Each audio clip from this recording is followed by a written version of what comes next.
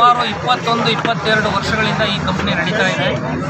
ಅದರಲ್ಲಿ 20 ವರ್ಷವೂ ಸಹ ಅತ್ಯುತ್ತಮ ಲಾಭ ಗಳಿಸ್ತಾನೆ ಬಂದಿದೆ ಕಂಪ್ನಿ. ಕಾರ್ಮಿಕರಲ್ಲಿ 20 ವರ್ಷದಿಂದಲೂ ತುಂಬ ಸಹಕಾರ ನೀಡಿದ್ದಾರೆ. ಕಂಪ್ನಿ ಪ್ರತಿ ವರ್ಷವೂ ಸಹ ಒಳ್ಳೆಯ ಲಾಭ ಗಳಿಸಿದೆ. ಕಂಪ್ನಿ ಕಾರ್ಮಿಕರಿಗೆ ಕೊಡ್ತಾ ಇರೋ ಸಂಬಳ ನೋಡಿದರೆ ತುಂಬ ಏನು ಜಾಸ್ತಿ ಇಲ್ಲ. ಮಿನಿಮಮ್ ಏಜ್ಗಿಂತ ಒಂದು 6-7 ಸಾವಿರ ರೂಪಾಯಿ ಜಾಸ್ತಿ ಕೊಡ್ತಾ ಇದ್ದಾರೆ ಅಷ್ಟೇ 21ನೇ ವರ್ಷಕ್ಕೆ ಸರ್ವಿಸಿಗೆ. ಈಗ ಏಕಾಏಕಿ ಕಂಪ್ನಿ 1 ವರ್ಷದಿಂದ ನನಗೆ ಬಿಸ್ನೆಸ್ ಇಲ್ಲ ಅನ್ನೋ ಕಾರಣಕ್ಕೆ ಇಲ್ಲಿ ಶಿವಕಾಶಿಗೆ ನನ್ನ ಪ್ರಾಡಕ್ಟ್ ಹೋಗೋದಕ್ಕೆ ಸತ್ಯಮಂಗಲ ರಸ್ತೆ ಬಿಡ್ತಾ ಇಲ್ಲ, ಬೆಂಗಳೂರು ಮೇಲೆ ಹೋಗಬೇಕು ಅನ್ನೋ ಕುಂಟು ನೆಪ ಹೇಳ್ಬಿಟ್ಟು ಏಕಾಏಕಿ ಮುಚ್ತಾ ಇದ್ದಾರೆ. ಒಂದು ಕಂಪ್ನಿ ನಡೆಸ್ತೀವಿ ಅಂತ ತಗೊಂಡಿರೋರು ಅದನ್ನು ಬೇರೆ ಪರ್ಯಾಯ ಹುಡುಕೋದಕ್ಕೆ ಒಂದು ಸ್ವಲ್ಪ ಕಾಲಾವಕಾಶ ತಗೊಂಡು ಕಾರ್ಮಿಕರ ಹತ್ರ ಚರ್ಚೆ ಮಾಡಿ ತೀರ್ಮಾನ ಮಾಡಬೇಕೇ ವಿನಃ ಏಕಾಏಕಿ ಮಾಡ್ತಾ ಇದ್ದಾರೆ. ಇದು ಸಂಪೂರ್ಣವಾಗಿ ದುರುದ್ದೇಶದಿಂದ ಕೂಡಿದೆ.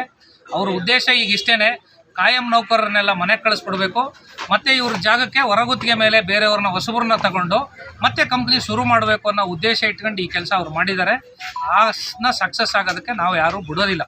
ಸಿದ್ದರಾಮಯ್ಯವ್ರ ಕ್ಷೇತ್ರ ಇದು, ಸಿದ್ದರಾಮಯ್ಯವ್ರ ಗಮನಕ್ಕೆ ಬರಬೇಕು. ಇದು ಯಾವುದೇ ಇಲಾಖೆಯವರಾಗ್ಬಿಡು ಸಿದ್ದರಾಮಯ್ಯವ್ರ ಗಮನಕ್ಕೆ ತಂದು ನಮ್ಗೆ ಕಾನೂನಿನ ಸವಲತ್ತನ್ನ ಕೊಡಿಸ್ಬೇಕು. ನಮ್ಮ ಮಕ್ಕಳು ಮರಿ ಎಲ್ಲ ಮದುವೆ ಬಂದವೆ, ಈಗ ನಾವು ಎಲ್ಲೋಗಿ ಕೆಲಸ ಮಾಡೋಕ್ಕಂತ ಹೇಳಿ